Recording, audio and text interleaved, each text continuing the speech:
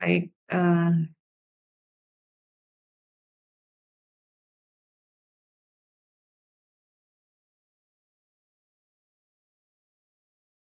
untuk materi pertama dari saya akan saya sampaikan materi untuk sediaan cairan ya, sediaan sirup dan eliksir, di mana ini, sediaan yang secara, eee, apa ya, fisikanya atau physically-nya itu sangat sederhana karena satu fase, namun, sediaan meskipun, satu fase dibandingkan sediaan kering seperti yang udah kalian pelajari di tablet atau di kapsul, ya untuk kapsul, tablet, itu tidak kompleks, excipientnya gitu ya, atau pemilihannya. Tapi kalau untuk sirup, sediaan cair maupun nanti semi padat, selain excipientnya juga bisa banyak gitu ya, atau beberapa hal yang perlu kalian pertimbangkan dalam, menyusun formulanya. Nah, untuk sediaan sirup terlebih dahulu ini, monografi textbook ya, barangkali nanti ada versi terbaru, yang saya kira, sangat mudah diikuti kalau English text gitu, atau kalau kalian mau yang lebih nyaman ya buku aja terkait dengan pengembangan sediaan, di ranahnya farmasi ya, pharmaceutical science. Baik, lanjut. Nah ini, barangkali nanti ada selingan assignment seperti itu untuk tugas-tugasnya, saya minta lebih baik dibuat drive ya, ya share drive lah ya atau share folder barangkali nggak usah drive, share folder aja nanti karena ini gabungan, nanti ada kelas A, kelas B, kelas C ya. Jadi nanti, tugasnya bisa di-submit di sana aja, sesuai dengan, apa namanya, kelasnya ya, buat foldernya. Baik, untuk sediaan sirup maupun eliksir, kontennya kalian bisa lihat di sini, di mana nanti kita mulai memperkenalkan, apa itu sirup, kemudian ada yang sirup, non medikasi ya, dan ada juga yang medikasi, terutama di Ramadan ya, paling kalian hampir tiap hari mungkin yang minum sirup gitu ya. Dan itu tentu sirup yang, non medicated ya. Kemudian nanti, eksipiennya apa aja sih gitu ya. Eksipiennya a lot, banyak, cuman akan disederhanakan dalam kelompokan. Ya jadi ya seperti di tablet lah, ada binder, filler, seperti itu ya, penghancur, dan seterusnya. Semoga masih ada ilmunya nempel, nggak dilupakan, dan ini di sediaan cair semi padat pun eksipiennya juga bisa dikelompokkan dan pilihannya juga banyak. Kemudian bagaimana kita memproduksinya, kemudian evaluasi, apakah evaluasinya ada kemiripan dengan tablet? Tentu enggak ya. Jadi karena, eee, kemudian, apa, karena ini sediaannya cair ya, eee apa, cara evaluasinya juga, berbeda. Intermezzo sebentar ya, tutup. Sudah.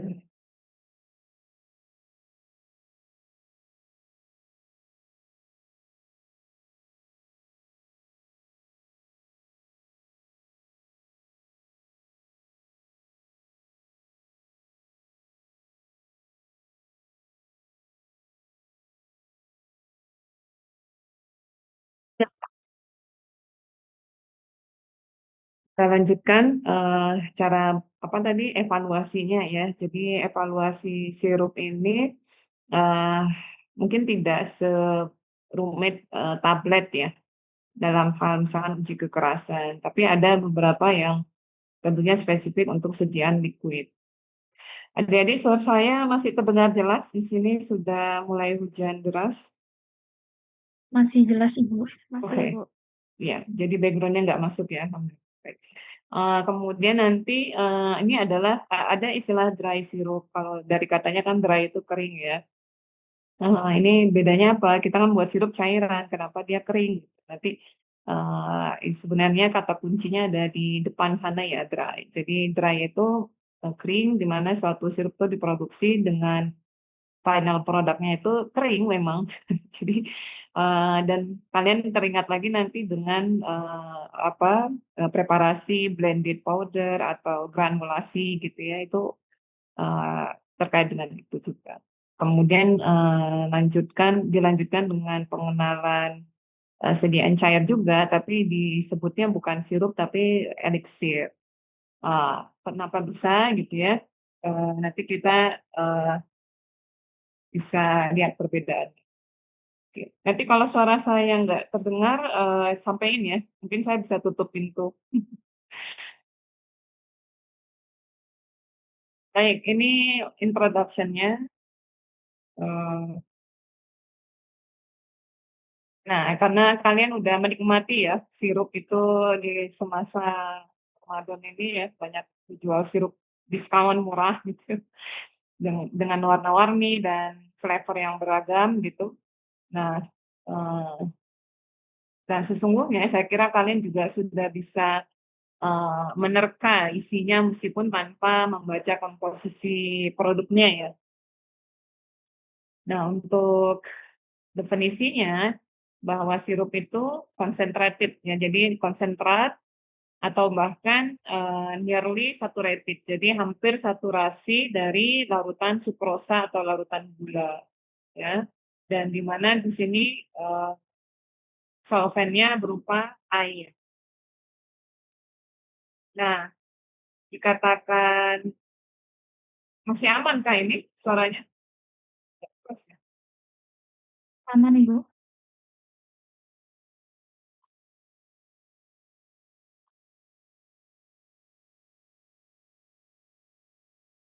Oke, udah tutup pintu. Baik, ya jadi seperti yang saya sampaikan, ada sirup yang medicated dan non-medicated ya. Jadi kalau, eee, larutan gula yang tadi yang terkonsentrasi, kemudian atau hampir jenuh, kita bisa siapkan dengan atau tanpa, active compound atau additional, material atau kita sebutnya excipient ya. Jadi seperti ini kalau kita nggak beri obat gitu ya atau, ekstrak atau apa gitu yang bahan aktif, ya seperti sirup yang biasa disajikan saat, berbuka ataupun minuman-minuman segar lainnya.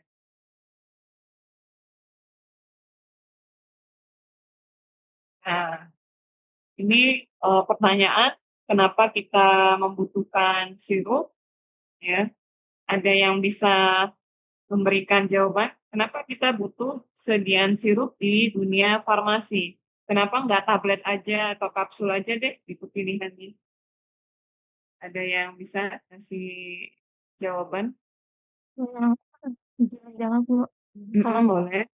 menurut saya biasanya, untuk anak-anak itu mereka belum bisa minum tablet, jadi dibuatlah sediaan sirup begitu, Ibu. Terus juga nanti karena tablet tuh rasanya pahit, di sirup itu rasanya manis, jadi cocok untuk anak-anak gitu. Betul ya, jadi top reason-nya memang persoalan, ada kelompok-kelompok, kelompok-kelompok itu memudahkan penggunaan di kalangan anak-anak ataupun lansia dengan rasa yang juga enak. Ya betul nih, tambah lansia ya. Jadi ada kelompok gitu ya, kelompok, geriatri dan pediatri kalau bahasa ininya yang, ini ya pedri, geri ya, anak-anak dan orang tua yang kesulitan menelan. Nah, bagaimana, kita bisa gitu ya, memberi terapi kepada 2 golongan besar ini juga gitu ya, yang anak-anak dan orang tua yang lanjut usia biasanya, dan tentu penyakitnya ya juga sama ya, penyakit orang produktif pada anak-anak,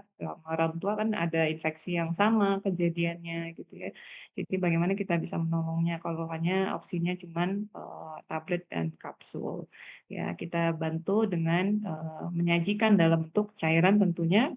Ya, automatically bisa ketelan ya, karena dalam mulut juga ada saliva yang berupa cairan dan bisa ditelan. Nah, intinya itu ya, agar kedua golongan ini terutama, ya bukan berarti yang golongan produktif nggak butuh sirup, butuh aja ya kita. Saya juga, kalau batuk atau apa gitu, apalagi ekspektoran ya, seneng yang sirup gitu ya. Yang enak, terutama kalau kondisi-kondisi batuk gitu ya, ada sariawan atau peradangan itu kan tambah susah ya menelan gitu. Nah itu juga, sirup pun, jadi, top, choice-nya untuk, terapi. Nah, artinya tadi dengan definisi, apa, larutan gula terkonsentrat gitu ya, terkonsentrasi, itu kita sebutnya sebagai basis sirup, base sirup ya, atau basis sirup. Jadi, tanpa obat kita nyebutnya basis ya. Di sini bisa gula terlarut dalam, air gitu ya, kalau kalian lihat di farmakope ada istilah sirupus simplex. Nah, apa itu isi sirupus simplex? Nanti cek farmakope. Cara menyiapinnya gimana gitu ya, eee gulanya berapa banyak, biasanya itu 60% ke atas atau 67, nanti kalian cek gitu ya, di farmakope. Nah, apakah kalaupun butuh jangka panjang penyimpanannya mungkin tambah eksipien, preservatif ya, nanti kita bisa lihat golongan-golongan. Nah, kalau nanti ada ini namanya simplex sirup atau sirupus simplex bahasa farmakope, kalau ditambah active compound jadi berubah menjadi medicated syrup ya. Jadi kalau yang beli sirup bermerek ya merek macam-macam ya, ABC, Marzan, dan segala macam itu, kalian tambahin cepluk apa, parasetamol gitu, larutin ya jadilah, sirup parasetamol ya, basisnya dari sirup Marjan, enggak ya. Jadi itu, ini aja, tapi, apa apa namanya, eee, contohnya ajalah gitu ya, sederhananya begitu. Nah ini, plus minus kalau kita compare dengan, sediaan padat ya, terlihat di sini timbangannya mana yang lebih berat gitu ya. Jadi kalau untuk, persoalan apa namanya, swallow ya, penelan gitu ya, kemudian flexibility dose tentu menangnya di liquid. Kenapa? Karena kalau di tablet kan kalian tahu kan dicetak ya, udah fix gitu. Kalau misalkan tablet 500 miligram parasetamol ya udah segitu gitu, atau mungkin ada opsi tabletnya, ada garis tengah. Kalian tahu nggak opsi ada tablet garis tengah seperti itu? Apa, bentuk tablet ya kasih garis tengah atau bahkan juga plus 2 cross gitu ya, kayak tambah gitu. Ya itu ada maknanya ya, bahwa tablet itu, dimungkinkan untuk dipotek atau dipatahin ya. Nah, namun juga kadang tidak presisi. Itu artinya kan dosnya beragam. Nah, sedangkan kalau liquid, nah ini, biasanya produsen menyiapkan sendok takar gitu ya. Jadi karena umat manusia ini punya sendok makan beda-beda ya, Korea ukurannya beda, di Western beda, Indonesia kecil-kecil biasanya sendok makannya. Ya, jadi kalau untuk sendok makan kita sama, standar mereka tuh beda gitu ya. Makanya, tidak disarankan hanya sekedar pakai sendok teh, sendok makan gitu ya. Kalau untuk masakan sih boleh, tapi kalau untuk obat harus ada penyiapan sendok takar dari produsen ataupun, cup gitu ya, cup-cup ukur gitu, sehingga terstandar. Nah, itu kan bisa diambil berapa milinya bebas gitu ya. Nanti ada aturan dosis yang biasa kalian udah bikin ini kan, bikin desain kemasan atau brosur itu kan ada aturan pakai berdasarkan golongan umur gitu. Nah, di situ makanya, flexibility ya. Kemudian, meskipun di sini ada istilah, bukan negatif ya, potensial negatifnya, medication error, inappropriate excipient, costly, ya kalau dibilang costly sih yes ya, karena dibandingkan terhadap solid form itu, kompleks sih, untuk sediaan liquid, kemudian packaging-nya kalian bisa lihat harus pakai botol gitu ya, tentu nanti berdampak pada transportasinya, ketimbang tablet kan ringan, blister misalkan, kalaupun jumlah yang kayak curah itu kan pasti kayak botol itu ya, yang kayak kalau di puskesmas mungkin atau di klinik kalau kalian lihat dapurnya, itu kan biasanya, pakai botolan besar ya, eee, karena tabletnya banyak untuk meracik misalkan, compounding. Ya, jadi, intinya untuk sirup ini tadi sudah disebut ya, teman dengan berikan jawaban bahwa rasanya nyaman, enak gitu ya, artinya meskipun kalian bekerja dengan, sebelumnya ya, sediaan tablet atau kapsul, ya tentu, bau ataupun rasa dari zat aktif yang tidak enak itu tuh bisa ketutup meskipun tidak, apa istilahnya, kalau memang bau banget biasanya zat aktifnya itu ya akan tetap terbauin ya, atau pahit banget akan tetap, terasa pahit terutama kalau misalkan direct compression kan kalian tahu ya direct compression cuman blended powder. Jadi zat aktifnya ya bisa di permukaan tablet dan rasanya ya pahit pahit banget gitu. Tapi kalau granul ya, kan obatnya disimpan di granul, jadi nggak terlalu terekspos di permukaan tablet, tapi ya tetap akan ada terasa. Nah, sedangkan sirup tadi udah ada ya bahwa sebenarnya itu ada basis sirup, jadi ada yang kayak bukan selaput ya, matriks lah ya kalau kita nyebutnya matriks, matriks gula yang terkonsentrat, yang mana dia bisa meng-coverage, rasa ataupun bau yang tidak sedap, namun tetap sama ada limitnya. Kalau obat itu zat aktifnya atau ekstrak ya, kita ada traditional medicine, ekstrak jamunya yang pahit minta ampun, ya tetap nggak akan sanggup gula itu, menutup. Jadi tetap ada limitnya, ya. Kemudian, karena tadi filosofinya adalah gula, maka gula yang high concentrate ya kalau kalian lihat sirup ya itu bukan apalagi kandungannya gulanya kan tinggi, jadi native-nya pasti akan viscose ya. Nah, sensasi viscosity itu ya ketika kena mukosa mulut, itu akan memberikan kenyamanan sendiri ya, terutama tadi kalau saya sampaikan ketika kayak batuk, lagi radang gitu ya, di mulut kita tuh nyaman, nggak krenyes gitu ya. Kalau makan cabe, bayang ya istilahnya, apalagi makan asam langsung perih gitu. Nah ini enggak gitu ya. Nah, easy for those adjustment tadi ya, flexibility ya. Jadi tidak perlu dipotek-potek atau gimana gitu ya. Baik, kita lanjutkan. Nah, challenge-nya atau tantangan dalam penyiapan sediaan, sirup ini yang perlu kalian perhatikan, yang kita perhatikan itu adalah karena kondisi obat ataupun API atau ekstrak gitu, itu kondisinya disediaan bukan dalam kondisi seperti tablet, partikel, kering gitu ya, atau kapsul. Tapi ini state-nya udah terlarut, ya. Jadi dari partikel dia terlarut dalam media pelarutnya air, sehingga, levelnya itu molekular. Nah, level molekuler itu apapun bisa, terjadi ya, terjadi reaksi lah gitu ya, kemudian tadi ekspresi rasa, bau itu keluar semua ya. Makanya kalau ada obat yang atau zat aktif yang bau banget atau pahit banget itu nggak bisa direkomendasikan untuk sirup. Ya, mending tablet salut, coating gitu ya, atau kapsul ditutup. Nah, seperti itu. Jadi limitnya di situ, ya. Meskipun ada gula atau nanti bisa ditambah flavor rasa aroma macam-macam gitu, tapi nggak bisa kalau sudah levelnya sangat pahit atau bau. Nah, makanya tantangan di awal itu tantangan organoleptis dari lidah, bau, hidung, penciuman gitu. Jadi ya itu yang harus kalian cross check. Oh ini API-nya bisa diterima nggak ya dari sisi bau dan rasa.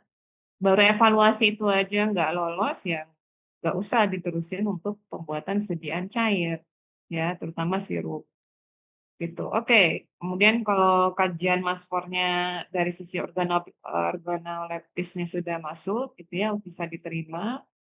Nanti cek lagi. Nah, karena tadi levelnya molekular, ready to react ya, jadi siap untuk bereaksi.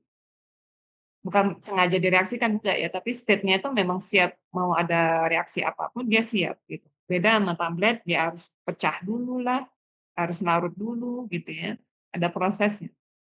Nah, tapi karena dia terlarut, maka ketika dia sampai ke stasiun berikutnya berupa lambung, ada pH, enzim, dan macam-macam, kalian cek lagi, terutama harsh condition-nya kan pH ya, dan mungkin ada enzim juga, pepsin. Ya cek, gimana zat aktifnya aman nggak terhadap kondisi lambung, ya ya, stability. Jadi cek soalan stability-nya di lambung, lanjut nanti di intestine, ya. Jadi challenging-nya dilihat di situ. Jadi 3 ini yang harus kalian cross check ya ketika akan menyusun, desain, produk sirup ya terhadap suatu zat aktif. Bisa diterima oleh panca bukan panca, organ rasa ya, lidah, hidung gitu, kemudian stability-nya, terus GI, lambung, dan, intestine. Pada dasarnya juga, tablet dan kapsul juga harus dicek stability-nya terhadap, selama sepanjang ya, di gastrointestinal. Lanjut, nah ini, basic, science yang perlu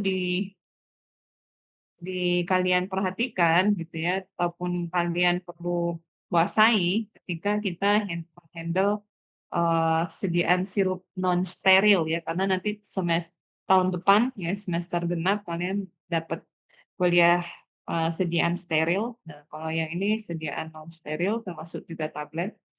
Maka pastikan ini yang konteksnya sirup maupun eliksir, paham betul perihal solubility, basic ya, basic kelarutan ya. Tadi karena ini sirup gambarnya artinya sirup appearance-nya jernih, transparan, menandakan bahwa sediaan ini hanya ada satu fasa yang semuanya terlarut, ya. Jadi tidak ada fasa yang lain, ya. Barangkali kalian pernah belajar emulsi gitu kali ya?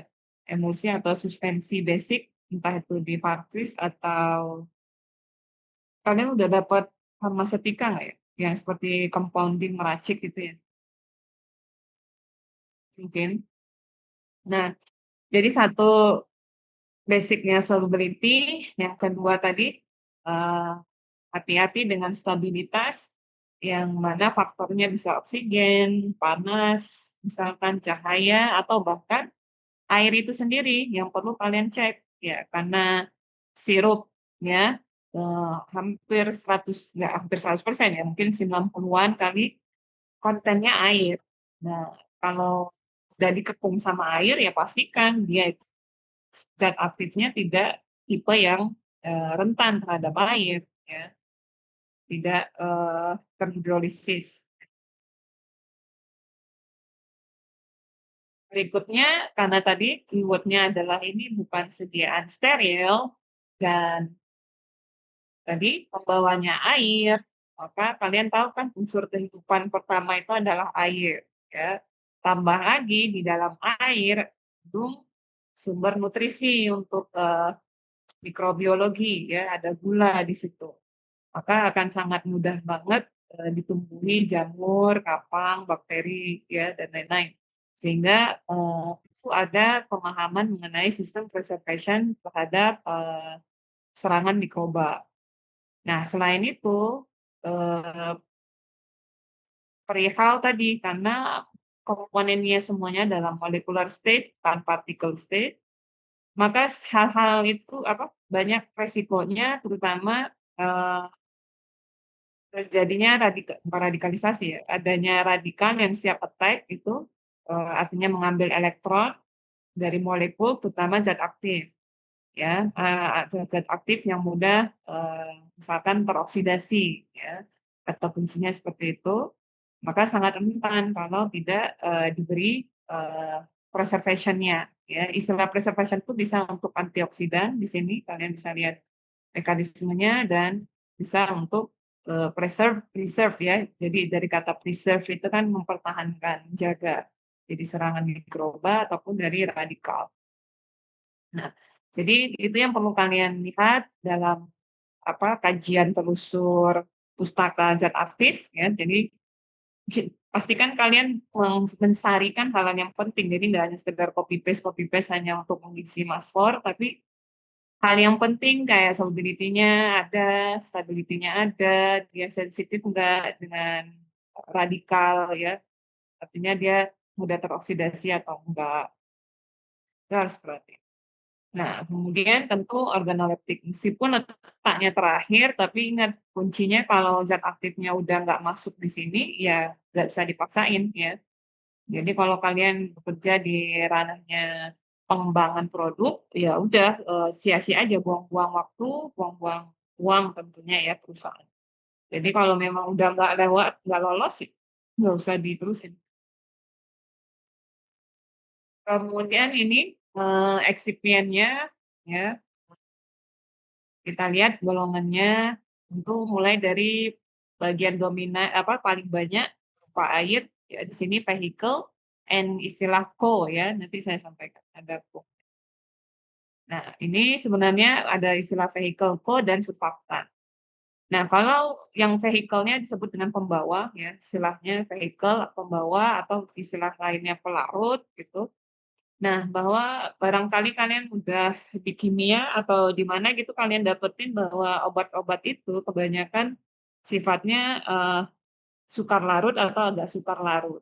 Ya istilah sepertinya mudah-mudahan udah sering kepapar ya. Jadi kalau ada keterbatasan melarutnya suatu zat aktif, maka kita terutama di air ya istilahnya konteksnya di sini air karena kita ngomongin sirup, maka perlu ada supporting tambahan. Nah, kita bisa mengambilnya dari istilah co-vehicle atau istilah lain solvent dan cosolvent ya, ada pendukung solvent ya, pendukung pelarut utama. Nah, apa aja sih gitu, kalian bisa cek aja di list, ROE atau HUPE ya, lihat di indeks apa aja sih cosolvent, yang dia sering dipakai untuk sediaan oral ya. Jadi jangan, secara bebas gitu ya, karena nggak semua cosolvent bisa diminum ya, jadi dicek aja. Nah, kalau dari konsolvennya nggak mampu, karena sesungguhnya konsolven juga ada limitnya untuk mensupport kelarutan, mudah-mudahan kalian masih ingat konsep surfaktan, ya. Surfaktan itu lebih, kuat ya untuk meningkatkan kelarutan, ya lewat apa? Kelarutan miselar ya. Jadi di faktis harusnya udah dapet seperti itu. Jadi kalau, nanti ya ketika kalau ada literatur reviewnya menyampaikan cukup bisa konsolvan, dengan jumlah dosis sekian gitu misalkan, ya bagus gitu ya, makin sederhana. Tapi kalau misalkan nggak mampu, ya kalian bisa, menggunakan pilihan lain yaitu surfaktan, ya. Jadi bagian 2 ini dari konsep solubility ya, poin 1 solubility. Kemudian eksipien yang berikutnya adalah eksipien reservatif. Reservatif di sini saya, pisahkan aja reservatif yang maknanya mikroba, ya jamur, dan antioksidan. Ya, jadi kalau kalian udah mengkaji zat aktif, tentu preservatif ini biasanya by default ya, selama kita nyiapin sediaan non steril dan berair, airnya itu let's say more than 2% biasanya karena, tablet itu tidak dikasih preservatif, benar nggak? Tablet ada preservatifnya kalian buat semester lalu ya? Ada nggak zat aktif, bahan tambahan preservatif untuk tablet ada nggak? Kalian masukin? Ada yang ingat? Kalian nambahin pengawet nggak untuk tablet kalian? Halo? Cek, suara saya masih aman kah? Aman, Ibu. Masih. Oke. Ada yang ingat kalian pakai pengawet nggak buat tablet?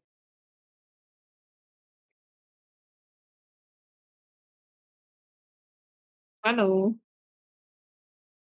Jangan melupakan masa lalu ya, semester lalu ya. Halo, tablet ada pakai pengawet nggak? Tablet konvensional loh ya, bukan kalau tablet yang saya ajarin tuh mungkin ada bukal, ada ya preservatifnya ya. Atau kayak effervescent tuh bisa jadi ada. Effervescent enggak sih? Karena dia kering banget. Sepertinya tidak, Ibu. Iya, harusnya memang enggak ya. Iya, kayak itu nggak umum dipakai. Karena apa? Karena, kadar air tablet berapa? Ada yang tahu nggak? Maksimal kadar air yang baik untuk tablet agar kerasnya oke, nggak benyek gitu, nggak lengket saat dicetak berapa? Kira-kira kadar airnya berapa? 5%, Bu. Berapa? 5%. 5%? Diterima? 5% itu termasuk lembab ya? Jadi itu biasanya itu less 2% sih umumnya ya. Jadi kalau untuk effervescent bahkan di bawah sekitaran 1 kali ya, kecil. Jadi karena kandungan air tablet itu yang sangat kecil ya, sehingga, pertumbuhan mikroba itu tidak memungkinkan, ya sehingga nggak perlu, kita menambahkan preservatif. Ya tapi kalau tadi yang saya sampaikan bahwa sirup itu ya 90-an% air. Tambah lagi ada kandungan untuk pro kehidupan ya, makanya ditambahin pengawet. Nah, pengawetnya apa aja sih, Bu? Ya cek lagi ya di HP ya. Saya selalu minta kalian cek aja.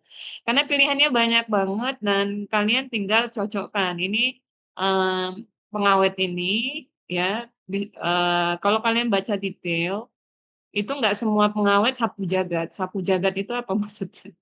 Sapu jagat itu bisa dipakai untuk seluruh situasi kondisi sirup ya. Artinya ada yang, required-nya itu harus kondisi asam. Asamnya di bawah 4, dia baru bisa bekerja sebagai pengawet. Contohnya apa? Eee, yang benzoat ya, kayak asam atau natrium benzoat itu dia harus asam, ya kalian bisa cross check lah kalau saya keliru. Terus, pH-nya di bawah 4. Nah, sedangkan misalkan target produksi kalian, profile TPP-nya, target profile produk kalian itu nggak di bawah 4, keasaman mungkin menurut kalian. Mungkin mau di 6, ya jangan gunakan natrium benzoat, contoh. Ya, pakai pilihan yang lain yang bisa bekerja di pH target kalian, itu ya. Jadi nggak sembarangan milihnya, jadi harus dibaca, profil eksipien.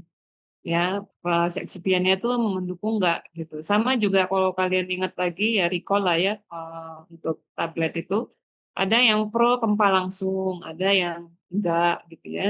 Jadi jangan, kalian netapin kempal langsung direct compression kalian pakai, grade, eksipien ataupun tipe eksipiennya yang nggak bisa mendukung, ya nggak bisa jalan. Ya. Jadi, perhatikan baik-baik, profil atau apa ya namanya, eee karakteristik dari masing-masing komponen, ya. Begitu juga dengan antioksidan. Antioksidan, tentunya kalau, zat aktifnya punya kerentanan eee, terhadap, radikal ya, reaksi oksidasi, maka untuk melindunginya ya dalam kurun waktu yang panjang perlu ada, antioksidan yang sacrifice untuk si zat aktif gitu ya. Tentu kalian bisa cek pilihannya sih nggak banyak ya kalau untuk sediaan oral itu ya paling balik lagi yang based on air itu ya apa namanya, ascorbat paling ya, vitamin C, itu bisa. Ya, atau mungkin bisa di-combine dengan yang lain, bisa kalian cek lah, untuk oral, dosage itu. Oke, ya. Nah, ini buffer system, oke. Ya, ini buffer system ini sebenarnya opsional, dia sebenarnya juga masuk ke kategori penyangga, sorry, apa namanya, preserve ya, untuk, menjaga gitu ya. Kalau buffer di sini opsional, kalau zat aktif itu memang sensi dengan perubahan pH, ya. Jadi kalian bisa nambahin, buffer system di sirup, ya makin kompleks lagi sih gitu ya. Tapi ya itu ya tergantung zat aktif. Apa namanya, buffer system, selama penyimpanan produk sirup biasanya 1 tahun gitu ya, atau mungkin 2 tahun maksimal. Itu tetap, stay baik di dalam cairan itu, tidak mengalami degradasi, ya, karena pH-nya terjaga, gitu. Jadi bisa ditambahkan buffer, tapi nggak default sih. Kayaknya sih juga nggak banyak ya, gunakan buffer, tapi in case ya intinya dicek aja lah, apakah zat aktifnya sensi dengan perubahan pH atau enggak. Oke. Kemudian konsep yang organoleptiknya, ya jadi 3 ini 3 agen ini ya, mulai dari sweetening-nya, pengaromanya, sama pewarna. Ya, jadi ini sisi dari organoleptis ya, dari ini sisi solubility, sisi preservation, ya jadi kalau 3 golongan ya, golongannya untuk, solubility, preservation, dan bagian organoleptis. Organoleptisnya 3, ada pemanis, pengaroma, dan warna. Ya ini seem to be like, kayak aksesoris, tapi di sirup, ini bukan aksesoris ya. Jadi kalau di tablet ya kalian boleh nambahin pewarna atau enggak gitu ya. Tapi, kecuali untuk apa tuh, tablet kunyah gitu yang non konvensional itu kan, aromanya juga dapet ya, harus ada flavor juga, harus pemanis juga karena udah di luar tablet konvensional. Kalau kita, versuskan ini dengan tablet konvensional, ini jadi tidak opsi untuk tablet konvensional. Tapi kalau untuk sirup ini, mandatory harus ada pemanisnya, pemanis, hanya manis aja nggak enak gitu ya, ini kayak minum gula gitu ya. Jadi estetikanya harus ini juga disesuaikan pengaroma. Dan aroma itu akan mencerminkan secara visual apa ya, biasanya dicocokkan dengan, warna. Jadi contohnya baunya jeruk jangan sampai warnanya coklat ya. Jadi kok jeruk kok warnanya coklat gitu nyambung nggak? Nggak kan. Jadi itu harus nyambung. Kalau aromanya jeruk, kemudian warnanya juga ya lazimnya fantasi manusia gitu ya, jeruk itu seperti apa sih gitu. Dan tentunya dari taste-nya kalau ada jeruk kan biasanya identik manis agak asam-asam dikit. Nah itu, jadi secara estetika pun harus kalian, pertimbangkan. Jadi nggak hanya selamat dari sisi solubility, kemudian apa namanya, eee, long life ya, jadi preserve, tapi juga dari sisi organoleptisnya nyambung gitu ya, gitu. Jangan sampai nanti warnanya merah tapi rasa, eee, mocha gitu ya. Itu udah kebalik-balik. Ya, jadi harus disesuaikan. Nah, tadi dengan banyaknya excipient, ya meskipun digolongkannya juga nggak banyak ya golongannya, tapi masing-masing itu cukup banyak. Maka critical point-nya yang harus kalian pertimbangkan ya untuk memilih best atau optimum excipient untuk zat aktif kalian, ya. Yang pertama tentunya pilihlah excipient ya, material pendukung formula itu yang tidak menyulitkan, menambah kerumitan hidup gitu ya. Jadi ya cukuplah API-nya yang rumit gitu, karena ya mau nggak mau kan dia obat. Yang kita harus deal dengan menambahkan excipient yang pro gitu, jangan nambahin excipient yang makin bikin masalah. Misalnya, "Bu, gimana sih maksudnya?" Misalkan, ada bagian misalnya biasanya preservatif gitu ya, pengawet. Nah, pengawetnya tadi, eee eee, let's say lah tadi masalahnya di pH gitu ya, dia nggak, eee, tidak perform di pH tertentu misalkan atau bahkan ada yang rusak. Nah, maka jangan kalian masukkan gitu, karena ya nambah masalah lagi. Ya, jadi pilihlah excipient yang memang secara karakter fisika, kimianya itu strong atau inert, tidak toksik tentunya dan kompatibel dengan si zat aktif, itu top number one-nya. Kemudian tentu kalau dari sisi production, industrial, ekonomi ya, selalu ekonomi, eee easy available, sustain. Jadi ya apalagi kalian harus pertimbangkan ya kondisi perang saat ini, misalkan seperti itu ya, atau dampak-dampak lainnya, itu harus dipastikan. Jangan sampai ketersediaan bahan baku tuh hanya sebulan doang, besok apa, kemana gitu ya, itu sulit sekali. Ya mungkin karena nanti kalian nanti ada mendapatkan materi cara pembuatan obat yang baik, jadi lebih inilah, pemahamannya lebih, paripurna. Ya karena itu akan harus melakukan validasi lagi, oh pakainya costly ya dan spend waktu yang banyak gitu ya. Jadi itu sangat penting ketersediaan stok, pasokan ya. Maka ini juga harus dipertimbangkan, high flexibility ini artinya dia multifunction ya, high flexibility. Jadi kalau kalian baca misalkan kalau berpijak pada apa yang udah kalian lakukan kayak di tablet gitu, tablet preparation, misalkan si filler tapi juga binder misalkan, itu kan fleksibel ya, bisa dijadikan filler mau binder. Jadi, kalau eksipiennya multifungsi ya makin baik, ya makin efisien perusahaannya misalnya.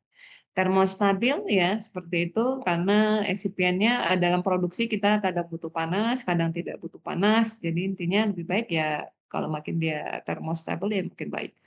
Dan kalau ngomong sterilizable, kalau perusahaannya juga menyiapkan sediaan steril dan dia juga dipakai untuk penyiapan sediaan steril makin baik juga gitu ya. seperti itu.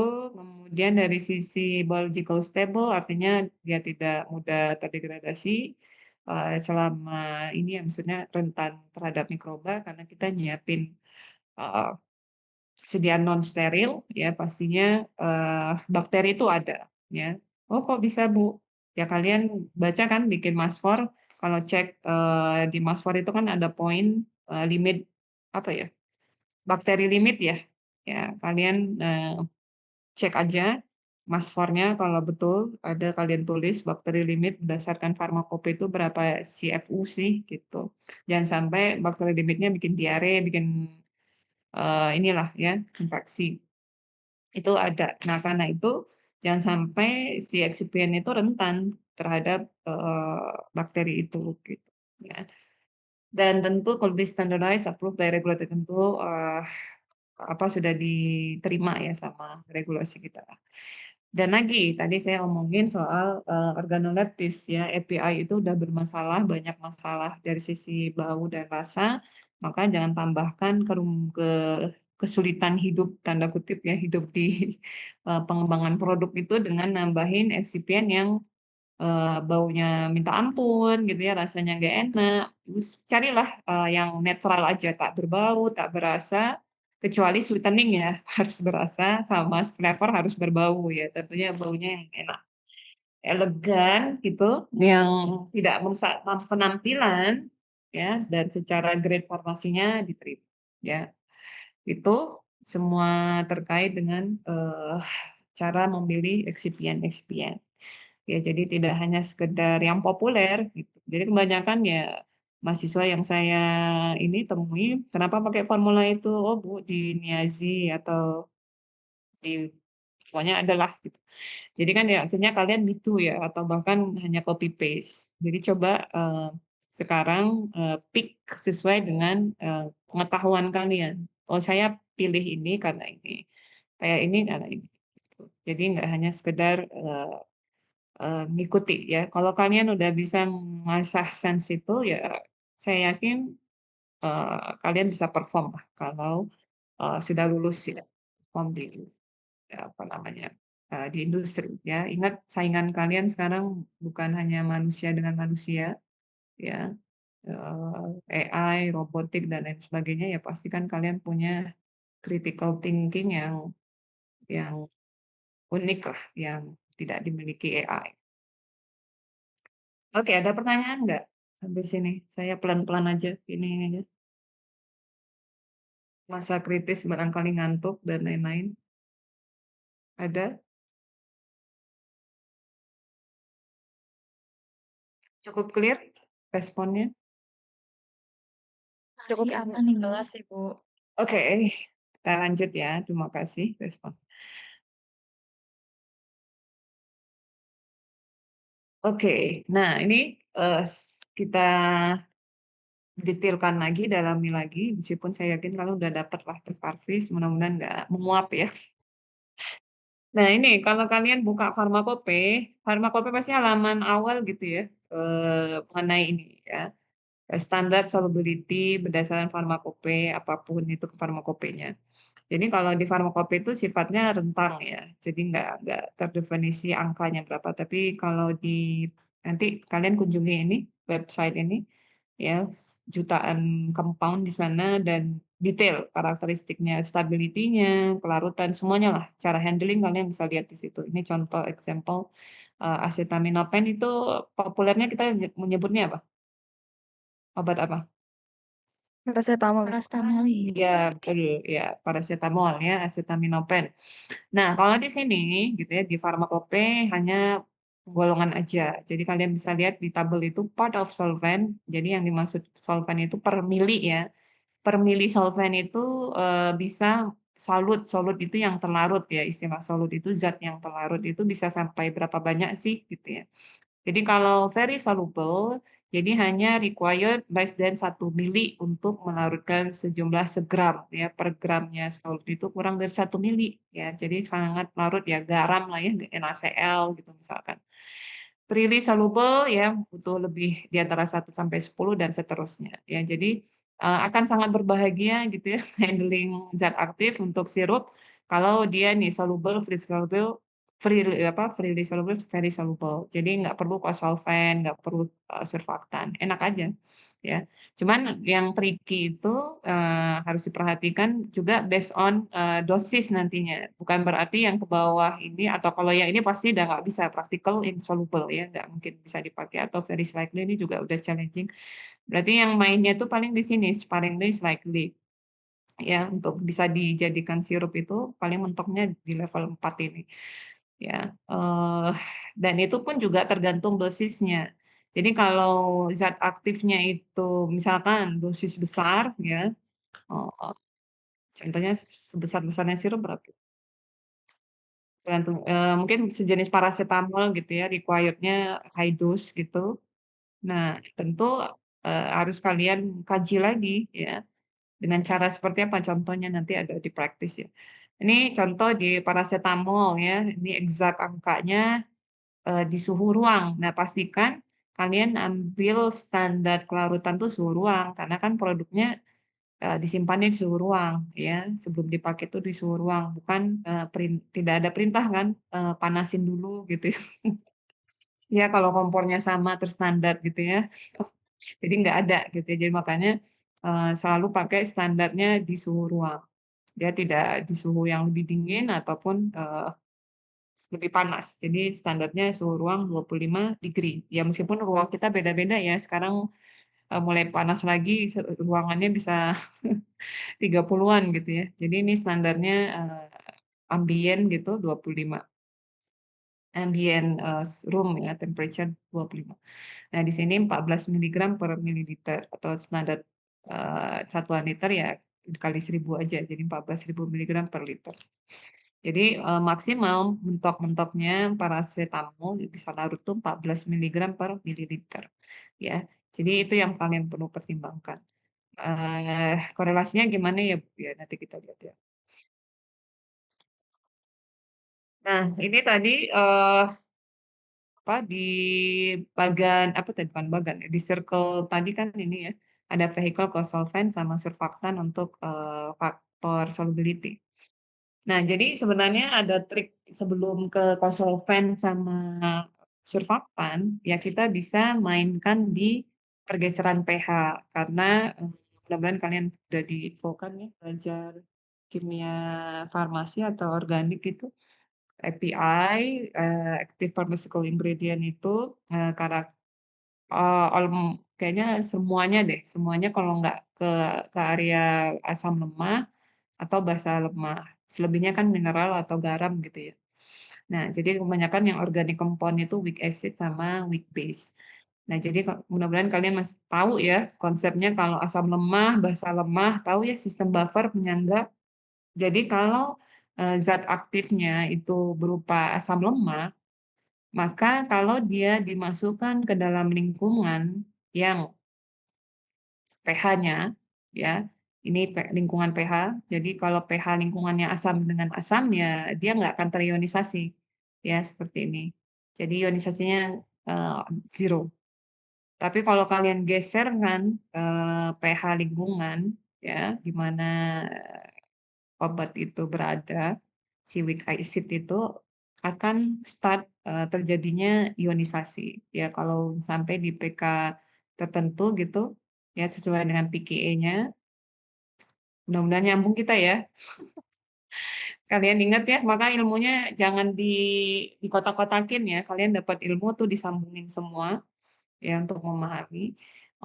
Jadi, kalau udah sampai PKE tertentu, ya PKE-nya tentu beda-beda, kondisi lingkungan, apa namanya, menuju ke basa gitu, sampai ke titik mana dia sampai 100% gitu ya, terionisasi. Begitu juga dengan weak base ya, weak base juga akan terionisasi di lingkungan yang berkebalikan. Dia kalau dia basa lemah akan terionisasi di lingkungan asam. Ya, asam lemah akan teriorisasi di lingkungan yang basah. Jadi kebalikan aja.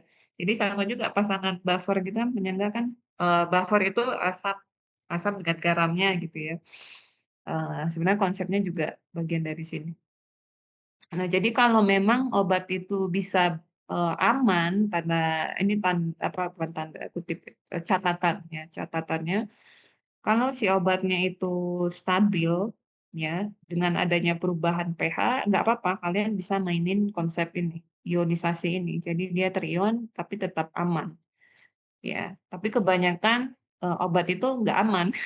Kalau berubah pH, ya tapi ya balik lagi cek lagi, makanya dikaji API-nya aman nggak kalau di pH tertentu gitu ya. Terutama dalam hal merekayasa kelarutannya, merubah kelarutannya lewat, ionisasi. Oke, kalau nggak bisa, ya udah kalian mau nggak mau, beli eksipien. Nah, di sini kan sebenarnya sederhana ya, cuma adjust pH. Adjust pH nggak sederhana sih, harus pakai buffer penyangga ya. Jadi harus disangga supaya terjaga pH-nya. Nah, kalau enggak ya kalian bisa nambahin Kosolven ya. Sebenarnya ini terutama untuk anak-anak ya, apalagi pasca terjadinya mungkin kalian masih ingat kejadian apa, gejala akut itu ya? Ya kayak propilen glikol, PEG gitu ya. Nah itu jadi perhatian karena ya, eksipien yang berupa Kosolven ya, itu punya tentu semakin banyak ada eksipien-eksipien yang sebenarnya kajian toxicity-nya nggak selengkap obat ya, mungkin bisa ada resiko. Nah, kalau mau menurunkan resiko ya usahakan seminimal mungkin pakai eksipien. Cuman kalau nggak bisa ya kalian bisa tambahin Kosolven ini konsepnya untuk meningkatkan, kelarutan ya dari sisi, biasanya dia sebagai jembatan hidrasi ya untuk, air itu mudah, melarut kan. Karena itu dia limit ya, beda mekanisme kerja dia meningkatkan kelarutan dengan konsep surfaktan miselar ya. Masih ingat mudah-mudahan kalian ini ya, grafiknya, ada istilah CMC, critical micelle concentration, di mana itu kelarutan bisa naik kalau lewat titik CMC, tapi kalau masih di area ini kalian pakai surfaktannya sedikit banget, nggak ada ngaruhnya. Tapi pastikan surfaktan yang kalian pakai itu ketika larut di volume tersebut, ya volume air itu sudah membentuk misel. Nah, misel inilah yang bisa meningkatkan kelarutan. Kalian bisa lihat ya, logaritmik naiknya eksponensial ya, eksponensial naiknya, kelarutan dari si, organic compound ya, zat aktif ini, gitu ya. Jadi ya tahunya gimana nanti bisa lewat kajian eksperimen biasanya, kalau konsultannya udah nggak mampu melarutkan keseluruhan dosis misalkan ya dan sudah misalkan melewati batas maksimum penggunaan di ROE atau HOP itu diinformasikan bahwa contoh kayak propilen glikol atau PEG, untuk oral administration itu maksimum berapa sih, boleh dikonsumsi gitu. Nah itu, mmm, dikasih tahu ya kalian buka aja loh ya, yang rajin membuka buku itu, bisa nyambung cepet. Oke, let's practice ya, praktisnya sedikit saja, maksudnya ini ringan supaya nggak ngantuk kalian. Coba nih, ada masalah nggak kalau kondisi kasusnya begini? Ya, let's practice di infonya cuman, singkat aja, nggak rumit, bahwa kelarutan parasetamol tadi ya sama acetaminophen 14 miligram per mili. Sedangkan dosis yang dipersyaratkan untuk sirup itu, untuk terapi tertentu, diminta adalah 25 miligram per mili. Oke, coba apakah ini, baik-baik saja untuk formulator atau ada suatu masalah untuk formulator yang harus dipecahkan? Coba 1 menit berpikir, 1 menit ngasih solusi, sebenarnya 5 menit ya. Silakan, atau kalau ada yang langsung bisa jawab, monggo. Ini latihan ya. Silakan, ada yang mau memberi idenya?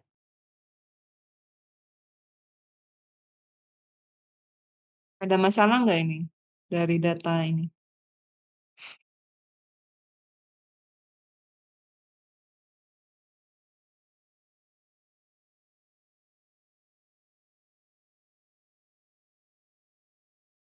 Ya, Ibu. Oke.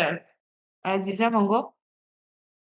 Jadi di situ itu, dosis yang required-nya itu lebih besar daripada standar. Jadi, kemungkinan harus ditambahkan, eee, peningkat solubilitas atau enggak excipientnya harus kompatibel supaya dia Ya, artinya bukan atau ya, selain meningkatkan kelautan dan juga harus kompatibel gitu ya, betul ya. Jadi memang persoalannya ini kan kelihatan bahwa limit paracetamol itu kan hanya sampai 14 miligram gitu ya, sedangkan dosis yang diminta hampir 2 kali lipatnya ya.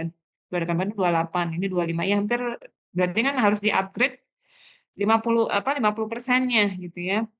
Jadi ini kan 2 kali dari limit dia terlarut gitu. Jadi what will you do ya sebagai researcher di pengembangan obat, pengembangan produk obat ya, maka tentu ini suatu masalah ya yang perlu dipecahkan dengan cara kalian bisa cari list ya peningkat kelarutan ya, solubility enhancer-nya pasti dibutuhkan dan selain dia bisa memecahkan solusi dan dia menjadi solusi untuk masalah kelarutan dan juga pilih eksipien yang perlu kompatibel. Itu ya catatan pentingnya ya. Dia bisa melarutkan tapi nggak kompatibel, ada Bu, ada banyak gitu ya. Jadi maka harus kalian cek, oh ya ini bisa ngelarutin tapi dia nggak kompatibel nih sama si zat aktifnya. Ya, itu kalian perhatikan ya. Oke, clear ya di sini. Halo, responnya? Biar nggak ngantuk kali, mana responnya ya, jempol boleh, aman Ibu. ya. Nah, ini saya ngasih tabel yang gampang untuk kalian ikuti ya sebenarnya, bahwa ini hierarki, jadi prioritasin sebagaimana yang tadi sudah saya sampaikan. Kalau kalian menemukan persoalan kelarutan, ya poorly water soluble drug, maka perhatikan simple solution yang pertama ya udah kalian tinggal atur pakai NaCl NaCl lagi HCl gitu ya atau sitrat mungkin juga bisa eh, atur pola asam basanya ya. Jadi kalian adjust pH kemudian bisa tambahin sistem buffer untuk proses ionisasi tadi ya, buffer fosfat ke atau buffer sitrat ya, kecuali asetat. Asetat nih jangan ya, bau cuka nanti. Meskipun di sini ada asetat ya. Sitrat lah yang enak ya, yang lezat itu sitrat. Jadi bisa kalian tambahkan ya sesuai dengan rentang pH-nya. Nah, kalau misalkan nggak aman, tadi ya dekompos, ya jangan terusin pakai perubahan pH. Kalian pilih next step-nya, opsi kedua, kosolven. Ya, ini banyak, tapi nggak semuanya bisa dipakai. Ya, etanol itu nggak dipakai untuk konteks sirup. Ya, DMSO apalagi ya. Yang paling yang ini ya, polypropylene glycol, propylene glycol, PEG.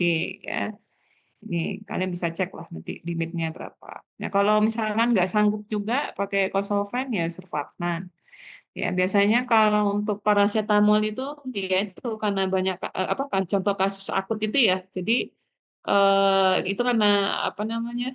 Impurity dari propylene glycol ya. Atau PEG ada itu yang menyebabkan toksik pada ginjal ya artinya untuk paracetamol itu sendiri itu kosolven masih oke, masih bisa ngebantu ya mungkin zat aktif yang lain nggak bisa dibantu pakai kosolven, bisa pakai surfaktan ya pilihannya sih banyak, eh, dicek aja lah ya. Dan tapi yang di bawah surfaktan ini biasanya untuk advanced formulation ya. Ini lebih rumit dan ya untuk kompleks lah. Entah itu nanti sediaannya eh, kalau kalian baca textbook itu ada nanomedicine, ada control release dan lain-lain sebagainya. Biasanya pakai yang ke bawah yang lebih kompleks. Tapi kalau yang sederhana aja ya dari surfaktan ke atas gitu ya. Baik, oke. Nah, kita masuk udah poin solubility clear ya. Ada pertanyaan dulu, monggo kalau ada yang mau diskusiin sebelum pindah ke kelompok preservatif. Ada pertanyaan ditulis chat boleh.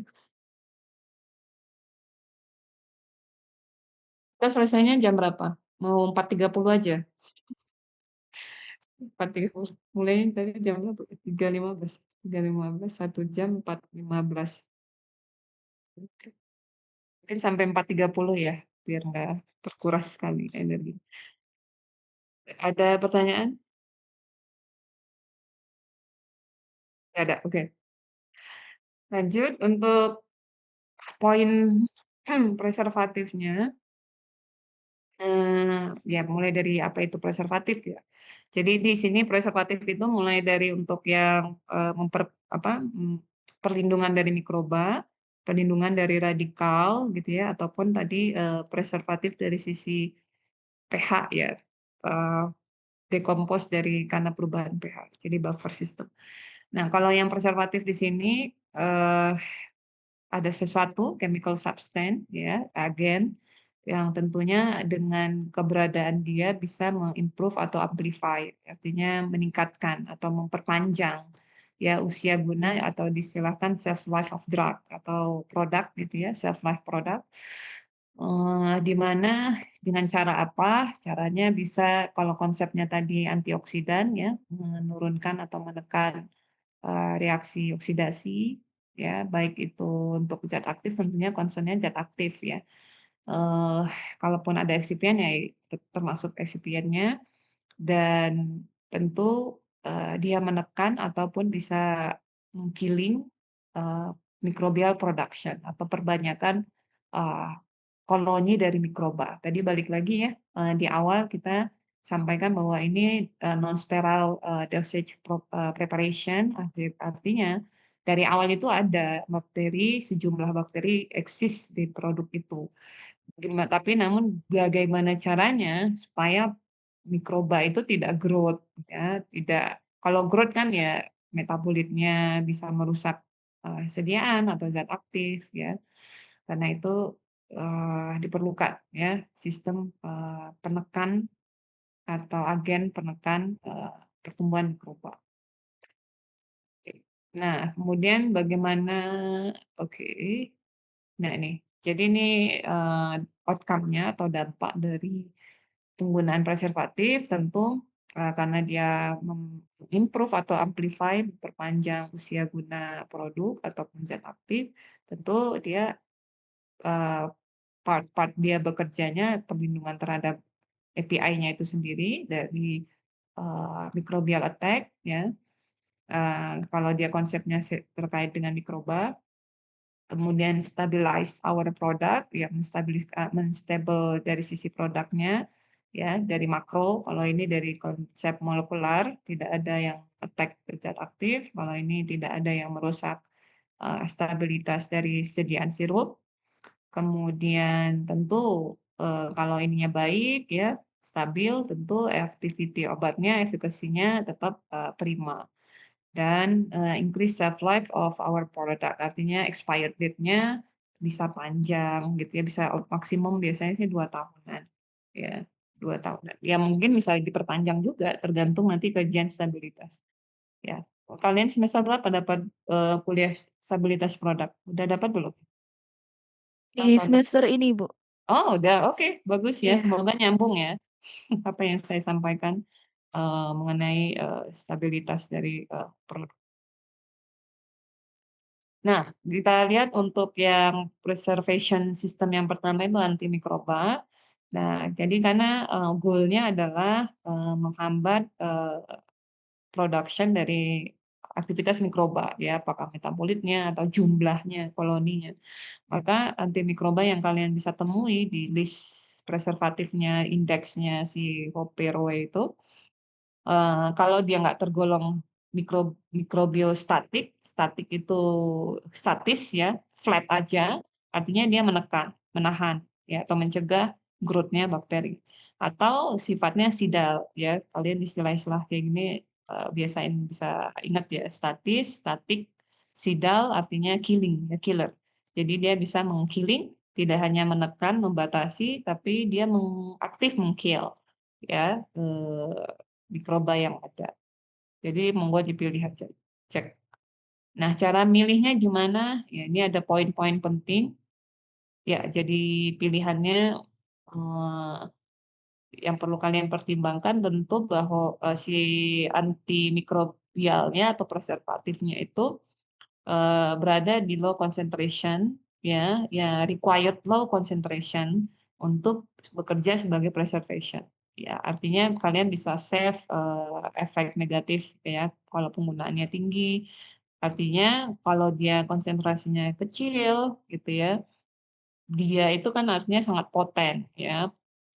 Pakai kecil aja udah kabur atau bisa apa namanya, eee, tidak berdaya itu si mikroba gitu ya, jadi sangat poten. Dan tentu tadi, segala hal yang kita gunakan gitu harus mudah larut di dalam air. Cukuplah kita bermasalah dengan API. Jangan jangan tambahin lagi masalah dengan memilih, support excipient itu ya, si agen penambah itu yang punya masalah ya. Jadi pilihlah yang mudah larut. Dan tentu larutannya setidak-tidaknya pun itu, melampaui batas kayak apa, IC50-nya gitu ya. Ya jadi minimum hambatnya lah ya, itu terlarut. Kemudian dari sisi stabilitas tentu dia tidak rentan dengan panas ya, dia stabil dan kompatibel, intinya itulah. Jadi balik lagi ke syarat ketentuan di pertama banget dalam memilih excipient tadi ya, yang kotak-kotak itu, ya. Oke. Next, sistem preservatif yang kedua itu dari sisi perlindungan dari radikal. Radikal bebas atau attack terhadap elektron gitu ya. Nah, di mana ini kalau antioksidan artinya a substance that reduce damage due to oxygen, ya, such as caused by free radical. Jadi intinya keberadaan radikal bebas, ya. Lah radikal bebasnya dari mana, Bu? Nah, radikal bebas itu ya macam-macam sumbernya. Selama proses itu bisa terjadi ya, namanya instalasi pabrik itu metal semua, ya, permetalan, kemudian nanti ada panas, ada gesekan dan sebagainya itu, bisa terbentuk, radikal ya. Nah biasanya, yang populer gitu untuk sediaan cair, oral, ascorbik ya, vitamin C contohnya di sini kombinasi vitamin C dan vitamin E ya, eee, di mana kenapa ini jadi couple yang sangat sering dipakai karena mereka sistem yang saling, menyeimbangkan. Artinya gini, kalian nanti bisa cek ya, namanya itu, eee, redox ya, ini kan reaksi oksidasi. Mungkin kalian elektrochemical ya, ke elektrochemical basic-nya, jadi vitamin C itu ada bilangan, redox. Ya, jadi mesti ingat kalian belajar sampai sana nggak ya? Nanti dicek ya, tanya aja belajar sama ChatGPT atau AI, cari aja. Ya, bilangan redox-nya vitamin C sama vitamin E itu lebih rendah, lebih tinggi yang mana. Jadi intinya, vitamin C itu yang duluan sacrifice ya. Dia sacrifice, eee, apa namanya, atau keduanya saya lupa nanti dicek aja ya. Jadi intinya mereka tuh balance ya, siapa yang duluan mengorbankan dirinya untuk melindungi zat aktif. Ya tentu zat aktif itu, bilangan apa namanya, standar redoksnya itu superior ya, jadi tidak mudah sebenarnya, terhadap mereka ya, relatif terhadap mereka untuk merelakan elektron. Cuman kalau nggak ada mereka, radikal itu akan attack, ambil elektron dari organik compound. Nah, jadi kalau ada mereka, mereka yang sacrifice, sehingga merekalah yang memberikan elektronnya, ya, sehingga radikal itu yang tadinya elektron tidak berpasangan, menjadi berpasangan. Ya, kayak lagu itu ya, berpasangan-berpasangan. Oke, nah jadi kalau si vitamin C-nya yang mengorbankan dirinya, ngasih elektron, tentu ini kan jadi, kehilangan satu ya, soon ya, jadi nggak pakai, delay, langsung tuh si vitamin E-nya, vitamin E-nya, memberikan, ya jadi menyeimbangkan. Terus si I-nya juga kehilangan, segeralah vitamin C-nya juga memberikan. Jadi begitulah ya pola mereka, sehingga long lasting ya. Jadi, sangat bagus untuk, sistem, antioksidan. Ya, jadi intinya antioksidan itu agen yang mengorbankan dirinya. Jadi dia punya batas juga. Kalau kalian mau cuman menambahkan vitamin C sebagai antioksidan, untuk kurun waktu tertentu itu harus kalian kaji, bisa aja dia udah habis gitu ya, selesai, udah nggak ada lagi antioksidannya untuk melindungi, organic compound dalam hal ini API, ya.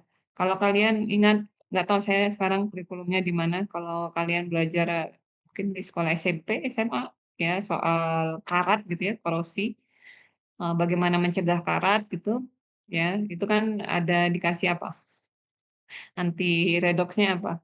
Ya, jadi kan si apa namanya, si yang dikorbankan itu coba cari aja, itu kan ditanam. Nah, itu punya waktu tertentu juga, lama-kelamaan juga habis gitu ya. Kalau itu habis ya berarti besi utamanya siap digerogoti, eee, ini, karat ya. Jadi ya itulah intinya, ya.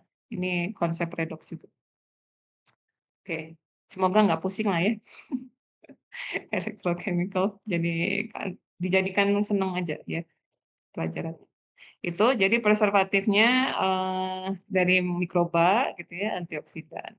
Ya, sedangkan tadi buffer itu, tambahan dan ini sebenarnya masih, sih. Ini ada, satu lagi agen untuk, memperpanjang usia guna dari suatu produk atau aktif compound itu, ada sistem chelat ya, chelating.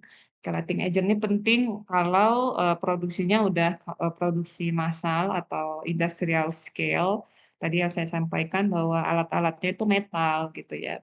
Adanya stres terhadap metal itu mereka, bisa mengeluarkan, istilahnya spora ya, atau mineral terlepas seperti itu, yang mana nanti ini jadi sumber radikal, nyambung lagi dengan yang ini ya, konsep antioksidan ini ya, supaya tidak menguras tenaganya antioksidan, ya kita bisa combine juga dengan, kelat ya, di mana kelatnya apa sih? Ya kelat itu, agen yang dia bisa ngebentuk kompleks yang seperti yang kalian bisa lihat di sini. Ya ini Me itu istilah metal, metalnya bisa macam-macam lah ya, mau besi lah atau apa ya tergantung,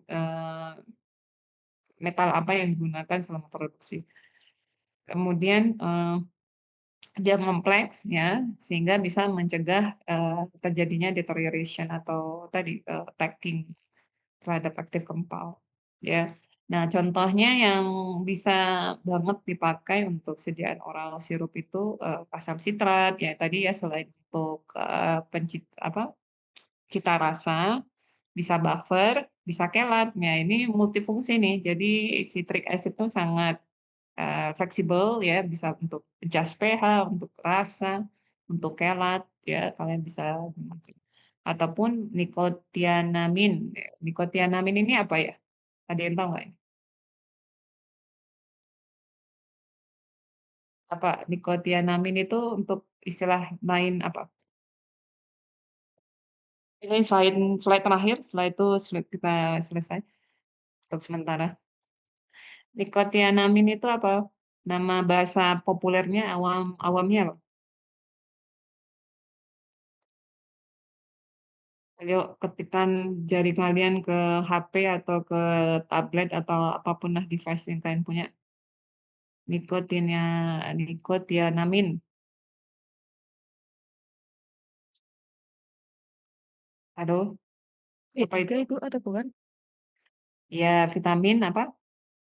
Vitamin B3. B, ya, gitu ya. Jadi kalau kalian mau nambahin vitamin B juga banyak itu ya, kalau kalian lihat minuman-minuman itu, ataupun sirup ya juga ada, selain ada gunanya untuk kelatin, juga tujuan suplemen pun juga bisa. Jadi, di situ ya, gunanya.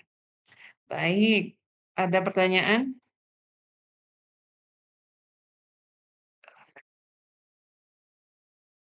Jadi next pertemuan, entah itu setelah lebaran atau setelah UTS,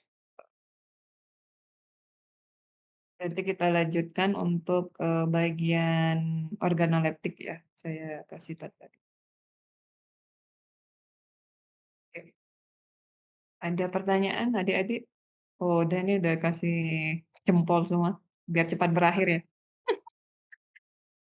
Oke, ada pertanyaan nggak? Semoga nggak ngantuk ya. Ya ngabuburit lah, ngabuburitnya juga agak lama, 1 jam. Oke, nggak ada, ya udah terima kasih untuk lope-lopenya, jempol-jempol.